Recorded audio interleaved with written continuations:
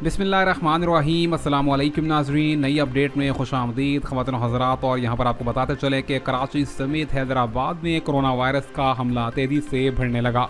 आपको बताएं कि कराची के अंदर दोबारा से केसेस की तादाद में इजाफा हो रहा है। यहाँ पर जो कोरोना के नए केसेस सामने आए हैं उनकी तादाद जो है वो एक ही रोज़ के दौरान में 150 से भी तजावुज़ कर गई है। आपको बताएं कि सिंध महकमा सेहत ने यह कहा है कि कराची और हैदराबाद के जो कमिश्नर हैं वो तमाम तर एडवाइजरी जारी कर दें, और इसी के साथ साथ ये भी हिदायत जारी की गई हैं कि वो कोरोना वायरस के हवाले से मुकम्मल तौर पर रहनुमा असूलों पर भी अमल दरामद कराने के हवाले से पाबंदियाँ आयद करें। जिसके हवाले से बताया गया है कि तमाम तर शादी ब्याह की तकरीबात जो हैं उनके अंदर लोगों की तादाद भी मुख्तस कर दी जाएगी। इसी के साथ साथ ये बताया गया है कि मार्केटों का जो सिलसिला है उसके अंदर लोगों की तादाद को भी कंट्रोल किया जाएगा, जबकि मास्क लगाने पर पाबंदी होगी और सफरी तौर पर ख़ास तौर पर कोरोना वैक्सीनेशन का लगवाया होना लाजमी करार दे दिया जा रहा है। यहाँ पर आपको बताएं कि कराची के अंदर जो हैं वो SOPs और सेहत के हुकाम ने ज़िली इंतज़ामिया को दर्ज झैल जो अहकामात जारी किए गए हैं उसके अंदर फेस मास्क का इस्तेमाल, अवामी मुकामात पर समाजी दूरी यानी पर,